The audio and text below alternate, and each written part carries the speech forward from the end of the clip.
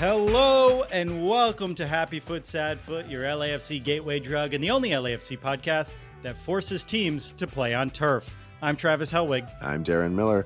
Welcome to our preview of another El Tráfico, LAFC's MLS match versus the Galaxy on Saturday, September 16th at 7:30 p.m. at BMO Stadium. You can watch it on MLS Season Pass on Apple TV Plus, and we'll be live streaming our post-game call-in show 10 minutes after the final whistle at youtube.com/@HappyFootSadFoot. Subscribe now to get notified when we go live. Also, if you enjoy the show and you want to help us keep making it, become a friend of the foot by clicking the Patreon link in the show notes or pick up some HappyFoot merch by going to HappyFootSadFootPod.com. Later in the show, we'll interview LA Times soccer reporter Kevin Baxter about the LA Galaxy. And as always, we're going to talk about all the storylines for the match and make some bets. But first, we must prove we're worth listening to when we talk about soccer by first talking about far less interesting bullshit. It's time for listener-mandated banter. Darren, how you doing? I'm doing pretty well. I've found a new location. That only applies to every those single watching on video. It's true. What if every single time from now on, it has to be a different background? That's my new rule. That'd be cool. I mean, I was in How Arrowhead. long would it take me? Oh yeah, that's true. Oh yeah, you did this before I did. No, you were moving around. We've done a couple remote ones. I'm going to Vegas tomorrow. Yeah, I'm gonna be back before the game, so that won't matter. Should I bet on the team? Like it won't matter to the background, is what I mean. Oh, I see what you're saying. Yeah, you could have done a Vegas background. Yeah. I thought you were just finally bringing up something way more interesting. Well, I will say, saving me in a more normal way. I'm realizing right now, I haven't been to Vegas since the day of the MLS Cup Finals, which I think I told everyone the story of another episode. If I haven't, I'll do it. Yeah, next when episode. You famously just bailed on the team, I guess is the I shortest didn't way to bail put on it. the team, Darren. I saw the goal on a Jumbotron. I saw the Gareth Bale goal on a Jumbotron. I was going to miss my flight. Who in the world would have thought we would come back for after being scored on? I guess just like everyone else in the stadium. But I was going to miss my flight. I hugged a stranger outside of the stadium watching the goal on a screen. Beautiful experience. It was an unbelievable once-in-a-lifetime experience. I remember you telling the story to me either on the show or just to me before that being able to catch it on the Jumbotron from outside the stadium. It was crazy. Is a very cool thing. It was. I heard the sound. I turned around and I saw the famous close-up of Gareth Bale's face running towards the corner on the Jumbotron from outside the stadium. It was so cool. And then I listened to Dave Denholm's radio call on the way to the airport and celebrated in my car. Yeah, that's still special. You're going back there for the first time since then. That's crazy. But I have been there since then, and last time I was there was during the last El Tráfico, or a couple El Tráficos ago. Yeah, you did Vegas episodes. I did. Was it the good El Tráfico or the two bad El Tráficos? It was the good El Tráfico. I was just about to say it was the one in Vegas. Shit. All right. It was the, what was it? I don't know how to describe it. The one in Carson that we won. Yeah. It was that one. Yeah, the good one. The good one. Yeah, it was great. All right. So it'll happen again. Yeah, I think that'll be, well, I'm not going to be there. Oh, no, I won't. This is a terrible listener mandated banter. Boy, has this gone poorly. Should we just get one more subject in and I can just cut some stuff out? Yeah. Okay. I did cupping last night. Like the thing that swimmers do? The Michael Phelps thing, yeah. The thing where you look like a cow? You look more like a man who has a skin condition. I sent a photo of cow skin disease. There's two circles on my pec right here, and they're bright purple. And our friend Kevin, who's been on the show a few times, was super high, and so I sent him a photo of it.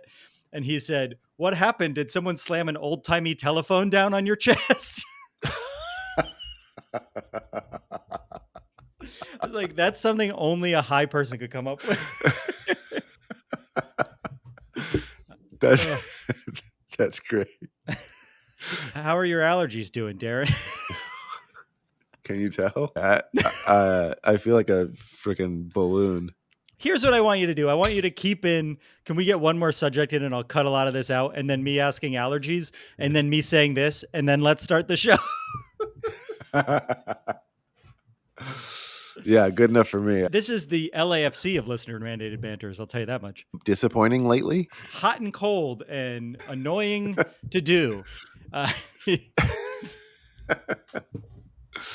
Let's start the show. Yeah. All right. Well, I'm an LAFC fan just like anyone else listening to this show, but I'm too busy living a full life as a productive adult in a society that functions because people like me have real jobs to spend all day, every day, dissecting every player's performance, every front office move, every opposing team's thing, every injury and weird scheduling conflict, every playoff scenario, and every backroom supporter group tax payoff scheme to really keep up with everything there is to know about the team. Luckily, my friend and co-host, Travis, the human LAFC crazy wall, doesn't have anything to contribute to society, which frees him up to do all of the above, like a modern-day version of 20th century mathematician John Nash, only he's obsessed with LAFC instead of cryptography, and also he has social skills and probably doesn't have schizophrenia. And that means every week he can report all the important storylines beneath the surface of every match back to us normals in our native language, in a segment we like to call Storylines.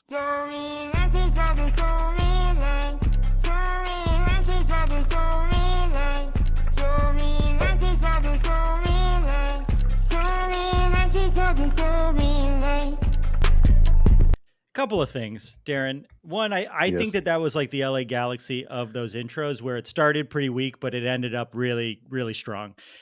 Oh, great. Thanks. I think, wait. Two, you reminded me of the taxpayer, they're paying off the back taxes, which I had forgotten about, which is so funny that the LA Galaxy bribed a supporters group to return to the stadium during the boycott. Very funny. And three, I might have schizophrenia.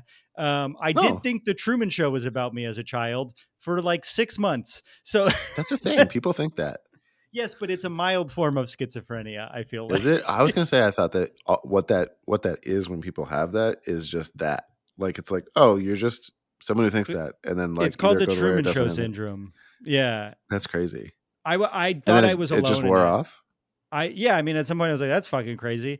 I thought it was something only I had ever dealt with. And then I was on the subway in New York, like in my 20s, and read an article in the New Yorker about it and how it's this new thing. I was like, oh, okay. Which, if you have it and you read an article about it, you're like, oh, they're wait, just this bringing proves me back right. in. Fuck. Darren, I'm not sure if you're aware, but we made the conscious choice to make a sports podcast where we have to record before and after every game of the season. And that means we have to do these podcasts when the team is soaring and when the team is struggling. So I'm wondering, Darren, do you have a therapist? I absolutely do. I think it's good you have a therapist because you're not going to like these storylines, Darren. They're going to make you feel bad. I have a therapist too, and sometimes she shares too much information about her client's private life, but that's fun. Whoa. But she probably shouldn't do that. But I'm asking about therapists. I hope she doesn't listen. I'm asking about therapists because of our first storyline of this week's match. And if she did listen, she can't really tell me. So she'll only be able to be quietly mad, which is fun.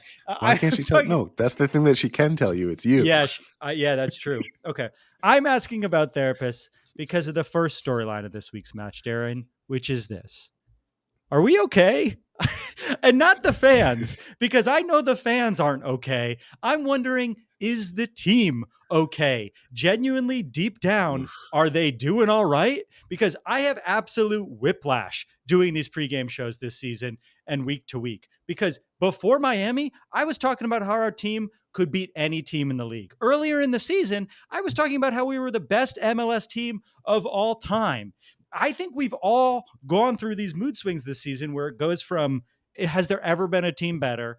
And I don't think I ever want to watch another game of Major League Soccer. But since we lost to Leon in the Champions League, our team has been absolutely abysmal. We've had some stretches of decent games, but overall we look lost and terribly inconsistent. And if you want to win in the playoffs, which probably now is our only shot at getting in the Champions Cup because we're not going to win the West this year, is to be consistent. You have to be consistent because every game matters. There have only been two things that have been incredibly consistent over the course of this season, Darren. One, Mateus Bogusz playing incredible soccer. And two, my desire to leave my wife for Denny Bwanga. Darren, can you think of anything else consistent over the course of the season?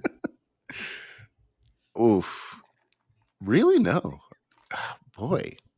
That's a great question.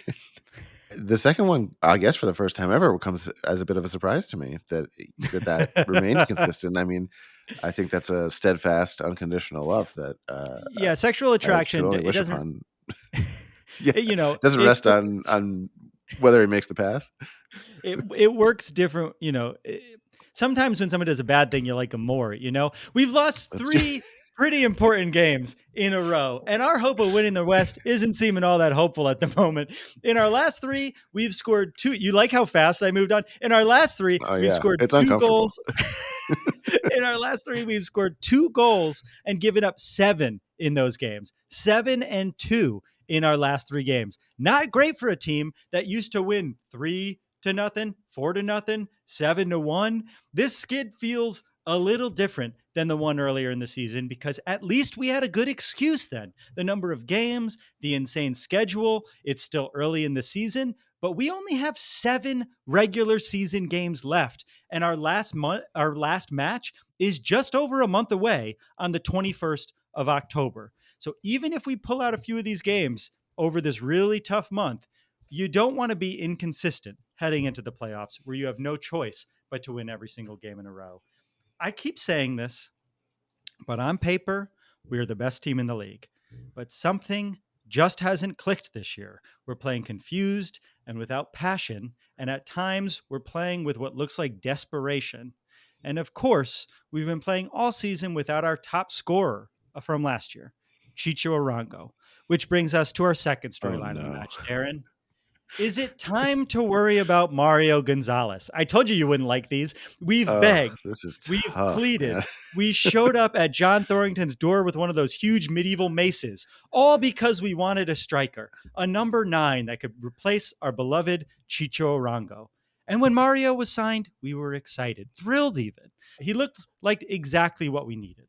But in his first 4 games with LAFC, he's only scored 1 goal, and the rest of the offense hasn't looked great around him either. Mario has had more opportunities to succeed than a Trump child, and he just can't finish, even when he's looking at a sitter. So, understandably so, fans have gotten a little bit worried about our new striker. I've said we should keep the faith, but even I have begun to worry a bit. Right here on this very podcast while I was gone and didn't have internet, Jeff Talk, one of those mummified aliens pretending to be a human, suggested we bench Mario for our young homegrown player, Nathan Ordaz. Now, we love Nathan Ordaz, but that seems a bit insane to me to give up on the Mario experiment only after 4 games. Darren, how are you feeling about Mario? Well, I did like the Ordaz idea. I don't know that I was on board for him playing 90. I love the chaos of Ordaz.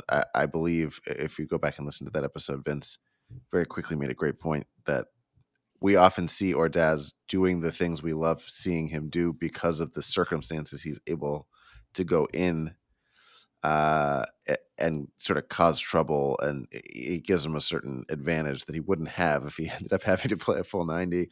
Comparing that to He's the Mario, definition of scrappy. He's like a rabble yeah, rouser. He's Roger Stone. He's in there to like fuck shit up. yeah, it's great. I love him, but I'm really not ready to give up on Gonzalez at all. I don't know. I don't know what to say other than I just disagree that it's been enough games. Like, I just think I have a more leeway than others, I guess. Like, it just hasn't felt like that long to me. Well, Darren, I have some good news for you because I saw a tweet that changed my mind. At LAFC Daniel tweeted a list of players who have only scored 1 goal in their first 4 MLS games. And I want to share some of the names on that list, Darren. Christian Espinoza, Sebastian Driussi, Hani Mukhtar, last year's MVP, Lucho I've heard of him. Acosto, this year's MVP favorite, and Denny Buwanga, and Chicho Arango. Chicho Arango has the exact same goal per first 4 games as our very own Mario Gonzalez. The guy Never he's replacing in our hearts.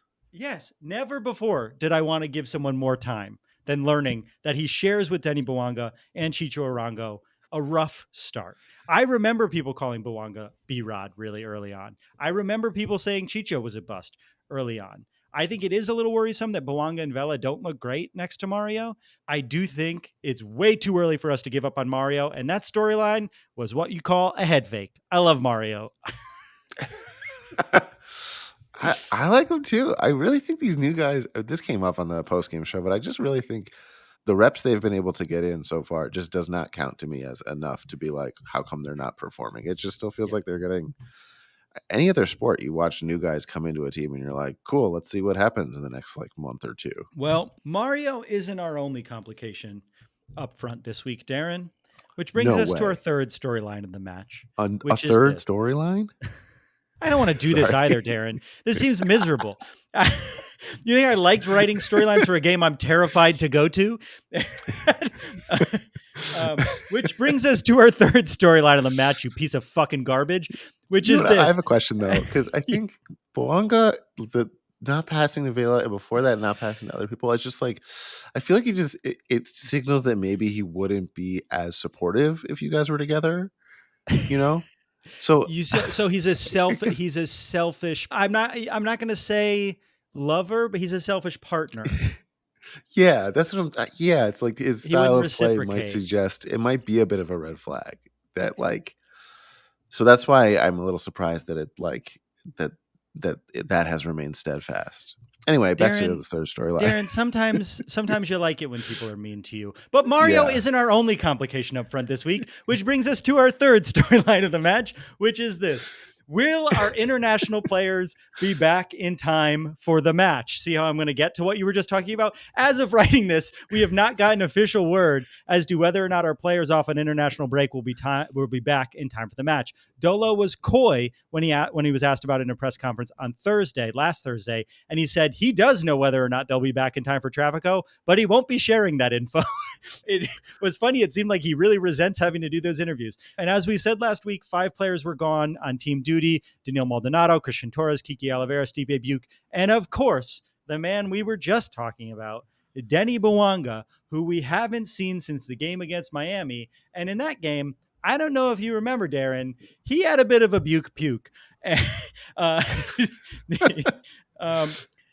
Darren, the window is over as of today. Do you think they will make it back in time? And even better of a question, do you want Denny Bouanga back? Just kidding. We want Denny Bouanga back. Obviously we do. I'm just being insane.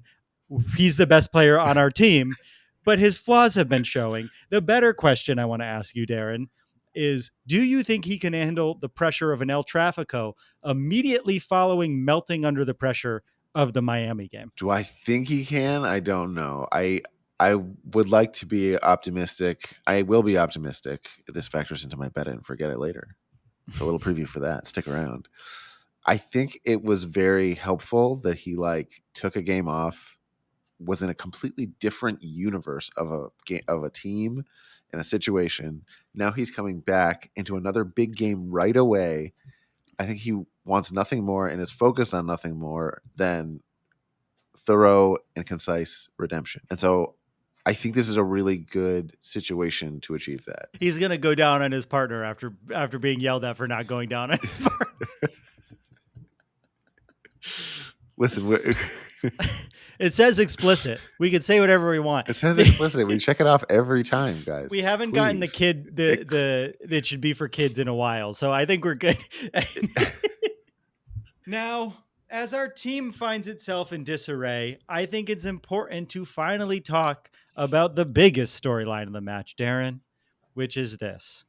This is fucking El Tráfico, and we're not playing Chris Klein's Galaxy. We've done 3 other Galaxy match previews this year.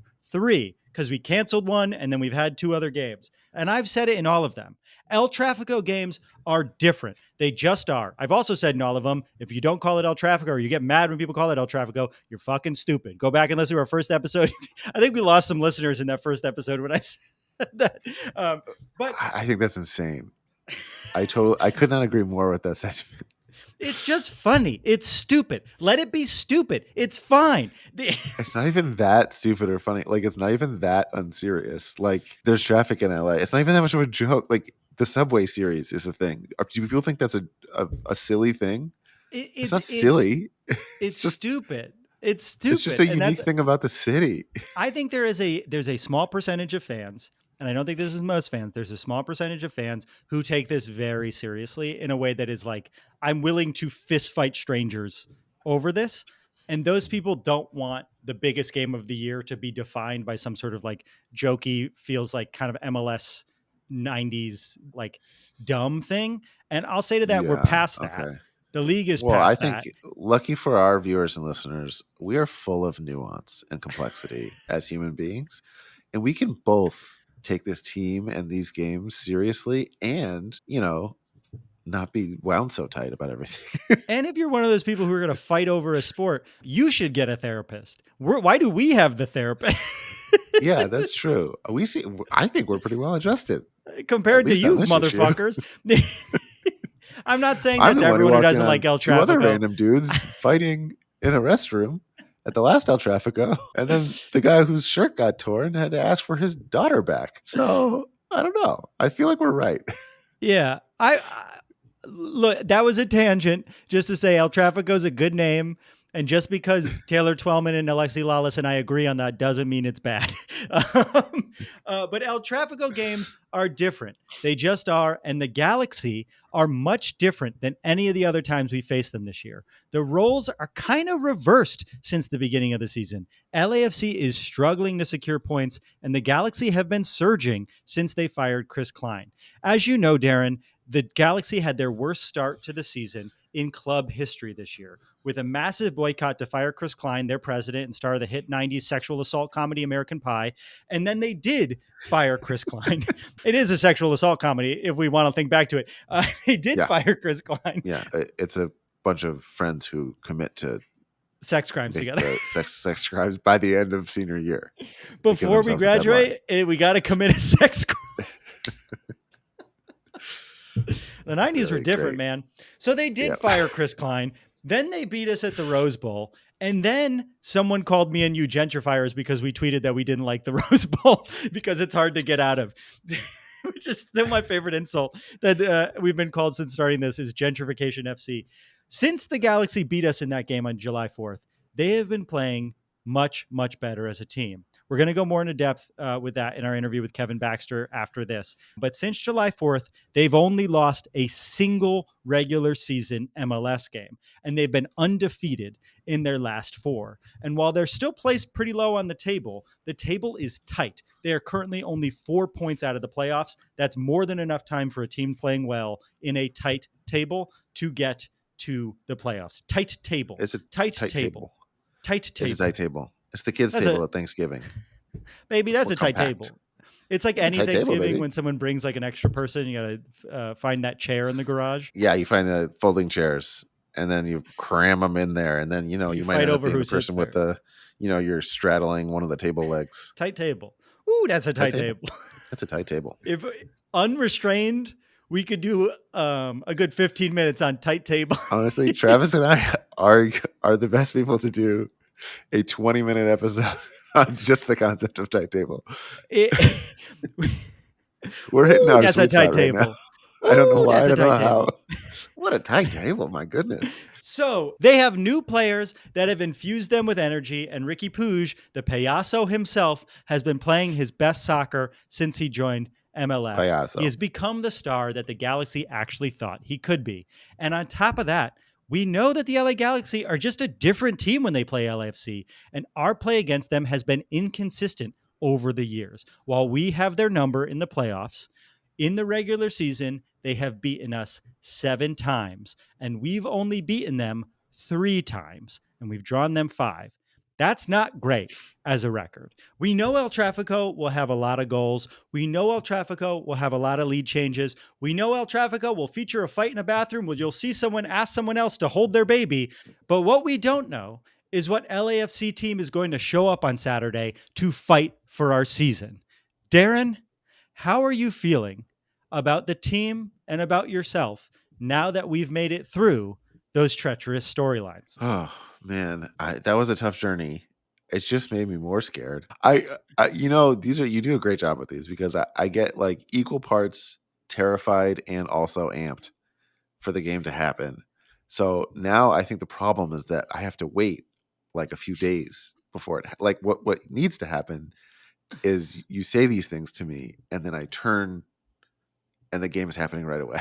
Yeah. Well, I think that's how some people consume it. They're driving to the game and they listen. Yeah, they're driving the game. It's a I mean, good that way was the to whole do idea it. behind the show. This is what you listen to Yeah. on the way to the game. You know what helped me I this think year? it's an ideal way to do it. When we played the Galaxy in the playoffs last year, I was so anxious, like unbelievably anxious. And what I did to hedge my bet is that I bet Heroin. $100 No, that sorry. the Galaxy would win. And I know that that's heresy, but they were the Whoa. underdog.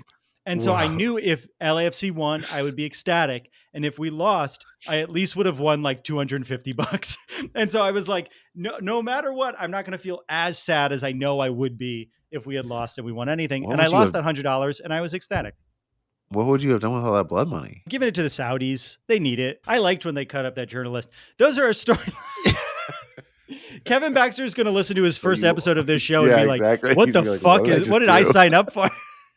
When we come back, we have an interview with that man, Kevin Baxter of the LA Times.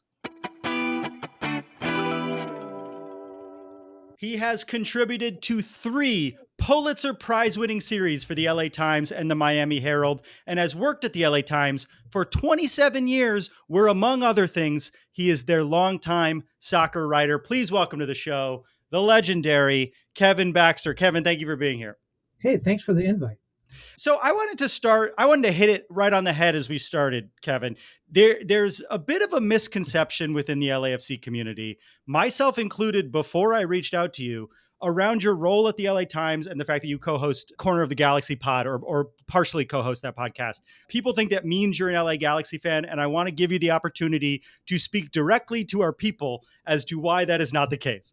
Yeah, I kind of feel like Matt Gaetz coming on MSNBC here a little bit. But it's funny that you say that because, I mean, Chris Klein it is absolutely positive, convinced that I got him fired. Most Galaxy fans think that I'm an LAFC fan. I do a podcast, and I would love to do an LAFC podcast, but the fact is I've never been asked. I mean, this is my 3rd guest appearance on an LAFC podcast in 6 years, right? 6 seasons. Anybody wanted me to do a regular thing, I would do it. But Corner of the Galaxy is a podcast I've been working on for a number of years, but there's actually 2 shows. The Monday show is called From the Box. And From the Box, when I started doing it, I always thought it meant from the penalty area. That was my conception of a soccer show, from the box. But know that the meaning is from the press box. And that Monday show is straight ahead journalism. If we say the word we're saying yes in French. We're not talking about the team. We criticize them. People say we're too hard on them, but it's straight ahead journalism. They do have a second show on Thursday, which maybe I get confused with. I'm never on the show. I refuse to do it. It's much more of a fanboy show. But what I'm a journalist. I cover both teams. I cover Angel City. I just got back from a month in New Zealand at the Women's World Cup. Maybe one last thing is there is a tradition that in American sports writing and in Canada, but really nowhere else in the world, where if you're a sports journalist, you are nonpartisan. You don't have a stake in either side, and a lot of fans have trouble understanding that. They keep asking me, when I covered the Dodgers or the Marlins, are you a Marlins fan? Are you a Dodgers fan? No. It's really the only 2 countries, U.S. and Canada, where, we don't cheer in the press box. There was even a book written about that, no cheering in the press box. It would be like, I think it would be like wearing a MAGA hat to the Democratic National Convention. I mean, we just don't do that. I cheer for a good story. And I will say it's more fun to be around a winning team. That everybody's in a better mood. You see much better, whether it's soccer or baseball. You see a better brand of game when you're covering a winning team. But I cheer for the story. And to be honest, a lot of times I'll be writing a story and I'll have a really good angle on the Galaxy or LAFC or Angel City losing, and they come back to win. And I'm disappointed. And people say, "Did you don't want to win?" I didn't care if they won or lost. I cared about my story. And I had a really good story about them losing. And that's why I'm disappointed. I really don't care about the result. All right. Well, so to prove it, say one mean thing about the LA Galaxy. Oh, how long is this show? So you've been on the soccer beat for the LA Times for a while now. And I just want you to give us a bit of a perspective on how soccer in the city of Los Angeles has changed since you started doing that at the LA Times. Well, I think it's become way more mainstream. And by that, I mean, when I started, I was a baseball guy. I covered baseball for for decades and loved it and didn't really understand soccer, didn't like soccer. I went to the 2010 World Cup and was embedded with the Mexican team because I speak Spanish.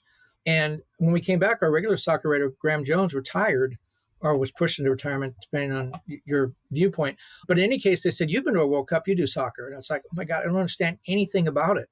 And it was really my wife who sort of tutored me and got me into it. Now I'm a geek. Now I really love it. But in the beginning days, and maybe it was my lack of understanding of the game, but I felt like everything had to be explained. You had to say what supporter shield was. You had to explain what promotion and relegation was and why they didn't have it in MLS. Now, all those things, and when you look at a show like Ted Lasso, and I think this is the perfect example. Ted Lasso is not for soccer geeks. It's a mainstream show, but there are so many soccer things in that show that they just go on the assumption you understand it. Promotion, relegation, offside, all those kind of things they sometimes make jokes about, but you don't get the show unless you understand the basics of the game. Ted Lasso wouldn't have worked 10 years ago. Yeah, that makes sense, actually. I never thought about it that way. But look at our city. I mean, we have three teams, right? They sell, well, Angel City and LAFC sell out on a pretty regular basis. And in fact, we know LAFC is not, with the exception of the COVID year, has not played before an MLS crowd with an empty seat, or at least all the tickets not having been distributed. Angel City, led the NWSL in attendance in its first season. The Galaxy are really struggling. Their season ticket base is way down. They just had a game the other night, 19,000. But there have been games when two of the three teams are playing in the city on the same night, and they sell out. I mean, So that's 45,000 soccer fans on one night. And we've seen the Rose Bowl getting crowds of 80,000, 90,000. The game with the Galaxy and LAFC was a good example. Now, I know the LAFC game during Leagues Cup was a little bit of a clunker, but that was organized at the last second. No one knew about it. It was a midweek game. I get all those things. But when you get 90,000 twice in the last year in LA for a soccer game, that's pretty good. Yeah, it's pretty wild. So we don't like to talk about the Rose Bowl on this podcast. It's a gateway to hell anytime we play there. Speaking of which, I wanted to bring you on because I know you know a lot about both teams, and we haven't really been following the Galaxy closely because we've been full of self-loathing for our own team. And I've noticed and I've heard that the Galaxy have been surging as of late. What's changed for the Galaxy since we played them in the Rose Bowl? Why are they suddenly clicking? Yeah, and I actually do want to talk about both teams. But the Galaxy have, speaking about Chris Klein, which you can, some people can blame me or credit me, whatever you want for Chris Klein getting fired. I actually had nothing to do with it. But the Galaxy have gone 5-1-6 since Chris Klein was fired as president back in May. And that includes obviously the July 4th game at the Rose Bowl. But they're still 13th in the Western Conference. They were 14th when they started this streak. They're still 13th. And the problem is 5-1-6, right? That's 7 games when they drop points. You can't climb the ladder when you're dropping points. So that's a problem. They're unbeaten. They've got a 4-game unbeaten streak in MLS play, but they're still 4 places and 4 points out of a playoff berth. And one thing about, speaking of this game coming up on Saturday, LAFC probably isn't going to recognize the Galaxy because when they last saw them in the game we won't mention, they have 6 new players since then. And 5 of them are likely to start. They have Diego Fagundes playing the midfield, Maya Yoshida, who is an under-the-radar stud. He was captain of the Japanese national team. Wow. He's there. Edward Surreal, Michael Barrios, and Billy Sharp, who is kind of a welcome to Wrexham type guy from England, played a lot of games in the lower divisions over there, but has already scored 2 goals in 4 games for the Galaxy. Yeah, I saw he scored like an insane goal per minute ratio already with them, which is terrifying because we can't score no matter how hard we try. And there's a couple other things. There's a real issue about whether he will start the game against LAFC. He kind of deserves it. He's kind of earned it, and he's fit now. But Dejan Joveljic, who's been starting at forward and has not really been very effective, he always plays so well against LAFC. It's one of those things. Do you think that there's something to that he has figured something out about LAFC and you give him the start, or do you put Billy Sharp in there and let him play the minutes that he deserves to play? Yeah, it's interesting. I feel like we talk about it a lot on this show of like the Galaxy are a different team when they play us. We have been a better team than them all 6 years we've been in the league. And every single time they play us, I feel like we're playing from behind. We always feel like we get caught up in the moment, and it feels like they always bring their A game. And that's not to say I don't think we've played good games against them. I think we have. It just feels like we are always slightly more on edge than they are, or maybe it means more to them because they've had less success over the last few years and it matters about losing the city, or as we say, they've lost the city. So I don't know. I've grown to feel a lot of anxious dread leading up to El Traficos and not a lot of excitement. It's not Well, fun to play the Galaxy. you know when it started. I mean, you said LAFC is a better team. I would argue that LAFC, since its inception, has been the best team in MLS. And I know that Philadelphia has one or two more points and maybe one more win, but they play in the Eastern Conference. And come on, I don't think you can really compare. Montreal's there. Yeah, the Western Conference, the Eastern Conference. I think LAFC has been the best team in the league since their inception. But in this rivalry, I think the turning point was it definitely was the COVID year. If you remember, LAFC really spanked the Galaxy in Florida. It was a horrible game. The Galaxy were totally embarrassed. And I think when they came back, remember the first game back, they played that closed door game at it wasn't BMO then, but at LAFC's place. And that was the game that not only did the Galaxy win for the first time at LAFC, but that was the game Carlos Vela got hurt. And I think it was kind of like a turning point there. And so one of the, when you look at the Galaxy turnaround, unfortunately for you guys, one of the people that you can credit for all this is Will Kuntz, who I thought was just a real plus for LAFC. And I'm not sure why he left or why the team allowed him to leave. But once he left John Thornton's right-hand side and came over here, he's a smart guy. He knows the league. He knows the rules. And he added, a number of these starters, Yoshida, Billy Sharp, Fagundes, they all came in during the August transfer window when the Galaxy were under suspension. They couldn't go and get international players.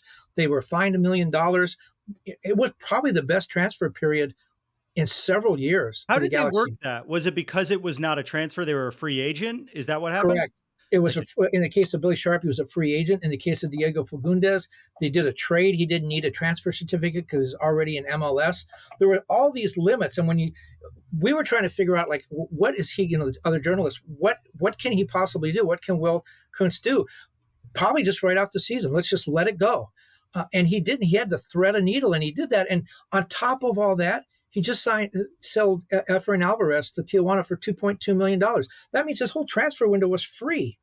And he got all these guys in. Yeah, it was incredible. That's all Will Kuntz. There was nobody in Galaxylandia, I think, that would have been able to do that. That was all Will Kuntz. So I want to wrap this up, but I guess we've been in a bit of a skid, I want to say, since we lost the Champions League final. It's been hot and cold, and we've lost our last 3 games in pretty demoralizing fashion, I would say. From watching those games, what are you seeing and what do you think we need to do to turn it around as a team? Well, there's a number of things. One is, you're right, it's the Champions League. And I talked to Brian Smetzer, the Seattle coach. Remember, Seattle won Champions League last year and then didn't make the playoffs for the first time ever. And he said that the whole Champions League thing is it's a difficult bar to get over and continue going. The fixture crunch that ends right when you're coming into the summer. You got, guys going away on international duty. Now you have to play shorthanded. He said there's a lot of things in that, and kind of gave me the impression that anyone who goes deep in Champions League from MLS is going to have problems the rest of the season. And I think you're seeing that with LAFC. Also, LAFC always seems to stumble. If you look at the record, end of August, early September, every year, even their Supporter Shield years, that's when they got tripped up a little bit. So I think that's just kind of part of normal. They have the best home record in MLS since they came in. They've lost 3 games already at home this season, 3 MLS games. That's the most ever. If you include the Champions League game, they've lost more games at home than ever. I think that in addition to the fixture crunch, which you had Leagues Cup and US Open Cup, the LAFC could wind up playing almost 60 games this year. That's just insane. But, I don't think the team thought the loss of Opoku or Cifuentes was going to be that impactful. It was. The back line is still kind of a work in progress. Aaron Long's made just 13 starts. In his 4 healthy non-COVID season, he averaged more than 28 starts. He's not going to get close to that.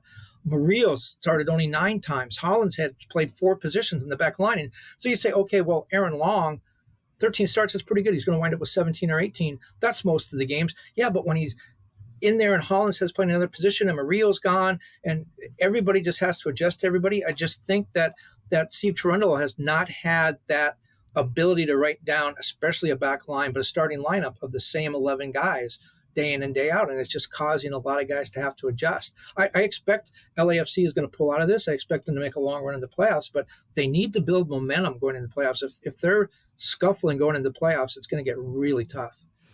Before we go, any predictions for the game? I know you're a journalist. We won't tell anyone. No, you guys aren't going to get me to do that on this show. Nice try, though. Thank you so much for being here, Kevin. When we come back, we're going to make some bets. And we're back. Now it's time for a segment called Bet It and Forget It. Bet it and forget it. Each week, Travis and I on the show with a bet for this week's game. We make an outlandish prediction for that week, something that almost definitely will not happen, but could. Each week, we both put up $5, and if no one hits, the money rolls over to the next week. Eventually, by the time someone's weird prediction comes true, they might win a good chunk of change. Neither of our bets cashed last week, as usual, so the pool for this week is $60, I believe. Let's get up there. We're getting going. It's nice get to up win. to 100. Did one of once, us win right? on an El Tráfico? I vaguely remember don't you remember. winning on an El Tráfico. Is that not the case? I I've don't know. won twice. You've won once the whole season. That's where we're at. Well, and we're even. And one of though as those far as one of those payouts times are I concerned. won, we never talked about. You sent my money to Jeff Talk, and I've never gotten it. He's the heel of the foot. He came onto the show. You weren't there, and he took your money. It was awful. I gotta stop missing shows. The rules are the rules. Last what week was my your bet didn't cash. It was the lumberjack catastrophe. It was that the lumberjack was going to cut the wood and something horrific would happen to someone. And thank God it didn't, of course. No, I was rooting for it. Like the journalist. Yes, and mine last week was Chiellini 1 goal, Vela 3 goals, which not only was that what is that normally going to be outlandish, but I neglected to think about the fact that it was turf and Chiellini wouldn't play. Chiellini didn't even travel with the team. There's- So I those are think- really terrible bets. Portland is the only place that has like a somewhat legitimate reason to have turf. They're like they play below sea level, and I guess it gets flooded, so you can't really grow grass where they are. So I think they actually would In struggle. Portland? There's tons of grass in Portland. I don't. Someone explained it to me once. There's some weird reason why they have to play on turf at their stadium. It has something to do with it being below sea level or something like that. I'm not sure, but I know that Nike's they have over a there. reason. Can Nike figure it out? I like that movie Air. That was good. I love a good business drama. I will say I left that movie and I was like, yeah, that was a movie. It felt like for so long I've been watching like 3-hour long things that are about something, and this was just like 90 minutes where they tried to get a guy to sign a contract, and then he did. It was great.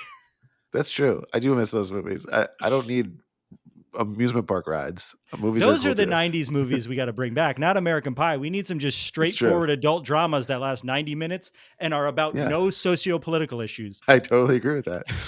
What do you have a bet for this week? Oh, Darren, I have a bet, and I'm very confident in it this week. Oh, I'm very okay. confident. You're confident. And the bet is this. I'm changing it in my brain as I say it. Oh, should I go first? No. Do you want to I'm stall? very confident. Should we talk more about Mario Nike's, Gonzalez. Mario Gonzalez scores a goal, and it's voted as goal of the week by MLS fans. Mario Gonzalez wins goal of the week for MLS fans. I love that bet. So not only will he score, but it will be beautiful. It will be the best goal of the week. And I don't think, and it's all other goals scored that week will be really lame. Well, you just have to hope Messi doesn't score, because it's like fan voting. And if Messi scores, it's just like, all right, well, 40,000 kids from like, I don't know, Central Asia are going to vote for Messi. Or like it is extremely cool to I just got to watch Messi score a goal this week. Of course I'm going to vote for that. Yeah. It's just funny. Like all the fan polling, anytime we tweeted about Messi, it would just be like 40, like just fan bots of Messi yelling at us. I'm like, I'm sorry. He's a gremlin. Your turn. What's your bet? You know, I had the same bet. No, I'm just kidding. I really want that to happen one of these times. My bet is maybe the most like, here's just what I want the story to play out as of a bet that I've ever had. It's just pure optimism. So here's what's my bet it's going to be. Denny Bouanga will have an assist to Carlos Vela, and Ricky Puig will get a card. Okay. All right. Red or yellow. Another compound. Those are two. Yes, those are two not super outlandish things happening at once. But it's a parlay. You're parlaying. It's fine. It is. That's right. Parlay and forget. Someone's ready to go to Vegas. Anything you want me to bet on for you? Should I bet that on the El exact Tráfico? thing. I think for karma, no, because I was going to say for karma, I should bet for LAFC this time, but last time I did the opposite and we won. I don't want to Oof. change it up now. I'm just not going to bet on the game. I mean, Yeah, I think maybe don't bet. I'll bet. I can bet that we'll win the MLS Cup. That's fun. Just bet on Lumberjack Catastrophe. You'll be fine. Excuse me. What's the over under on number of times Lumberjack hits himself in the leg with a chainsaw? Well, those are our bets. We shall see. That's our show. Darren, take us away. Yeah, well, just a reminder, we'll be streaming our post-game call-in show 10 minutes after the final whistle of the match on our YouTube channel at youtube.com/@happyfootsadfoot. There's a link in the show notes. Talk to us in the chat. We'll put you on the show live. Tell us how you feel about what you saw. Hey, Say something crazy. We don't care. I loved that new caller who called in the post-game show last week. He was great. He was awesome. More new callers. Let's do it. Why? Yeah, some of you are scared to call in. We want to talk to you. You don't have to say anything. You've seen our callers. You don't have to know anything. Our theme music is done. It's true. And also, I love mute your video if you really in. want to, if that's what it is. Yeah, if you don't want to be seen, you can call. It's fun to talk to people. We'll put a random cartoon over your face. Unless, I mean, if we lose again, man, those post games are rough. I know that they're like they do good numbers for us because I think people like the catharsis of them. But boy, are they not fun to be on camera. Yeah, for. It's just a lot of like, what is it? Vince, tell us what's happened. Vince, please, what happened? And then Vince is like, "You're being too emotional," and we're like, "Shut up, Vince. You're wrong." Our theme music is done by the insane team of James Valentine, Nate Walcott, and Louis Palmer. Along with YouTube, you can follow us on Twitter, Instagram, TikTok, maybe Facebook and Threads. And if you made it this far into the episode, chances are you're enjoying the show. And if that's true and you want to show us support, please consider becoming a friend of the foot at $5 a month at patreon.com/happyfootsadfoot, or pick up Happy Foot Sad Foot inspired merch by going to happyfootsadfootpod.com. You also, Patreons get 15% off that merch. So you can combine the two if you want. Any support really goes a long way, especially now that Vince is on board. We're splitting all the Patreons 3 ways. So anything you can send our way goes a long way to keep the show going and the community growing. This next part is your line, Darren, but I always say it. Well, thanks again. We'll see you at BMO. I love you. I love you. Bye. I love you. If I don't die in Vegas. Have fun in Vegas, Travis. Be safe. Make good choices. Maybe the drugs I'll take have fentanyl in it. Bye. Oh, I just meant, bet on the right things. Right. I will do. I will lose a lot of money. Bye. Yeah. Bye. Bye forever. Fentanyl. Bye. Oh, no. Travis, no. Stop. Travis, I love you. I love you. Hey. Oh, my God, Darren. If this is bye. Darren, if this is the last time we ever speak. I'll be cutting all of this. I love you. For sure. Okay, great. Well, you have to release it if I do die. I love you. Bye. Oh, God. Bye.